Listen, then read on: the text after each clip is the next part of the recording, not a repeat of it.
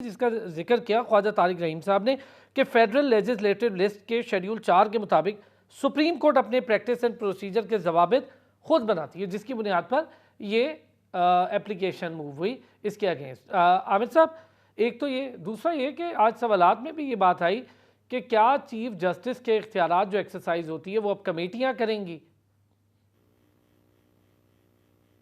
Simple सी बात है, schedule आइन के तहत सुप्रीम कोर्ट बनी है और सुप्रीम कोर्ट के बाद वाज़े तौर पे क्लियर है कि कानून आना है और कानून के बाद रूल्स होते हैं। लेकिन सुप्रीम कोर्ट में जनरल ज़ियाउल हक के 1980 के कवानीन पे अमल दरामद हो रहा है और ब्रेक क्या लगा रहे हैं कि जी रूल्स हमारे हैं, हमारी इंडिपेंडेंस में जा रहे हैं। वो चीफ जस्टिस कह रहे हैं कि नहीं भाई, ये मेरे जात के इख्तियारात है जो मैं नहीं रखना चाहता, तो फिर मसला क्या है?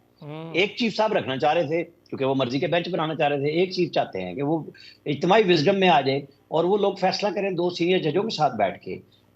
अब आप मुझे बताएं कि जनरल ज़ियाउल हक के रूल्स के ऊपर तो स्ट्रिक्ट हो रहे हैं कि ये सुप्रीम कोर्ट के अमूर हमारे पास हैं, पार्लियामेंट कानून बनाती है तो ये हमारे यहाँ मुदाखलत है। मुझे बताएं 1997 में 17 सीटें पार्लियामेंट के कानून के तहत कौमी असम्बली की हुई।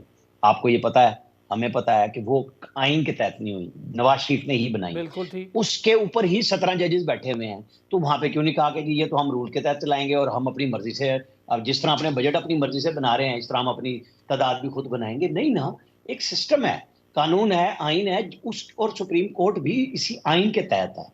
अब उसकी तशरीह का उनके पास इख्तियार जरूर मौजूद है, उसके ऊपर वो नहीं जा सकते। अब देखने और समझने की बात यह है कि हम फैसले क्या करेंगे।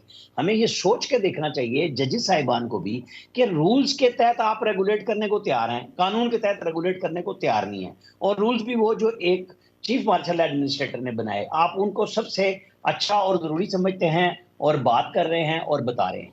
मेरे ख्याल में तो आज शायद इसका फैसला हो ही जाएगा, क्योंकि कोई लंबी चौड़ी बहस काफी हो चुकी है, अब सिर्फ उन्होंने डिसीजन करना है। मैं तो पहले हिस्से की तरह फिर वही कहूंगा कि जी रेगुलेट कीजिए, पहले अपने जो तनाज़ात हैं आइन कानून के मुताबिक उनको ठीक कीजिए और सुप्रीम कोर्ट को रेगुलेट करके आम आदमी के लिए आसान बनाइए कि जो 57,000 56,000 केसेस का स्टिग्मा है वो उतरे सुप्रीम कोर्ट से।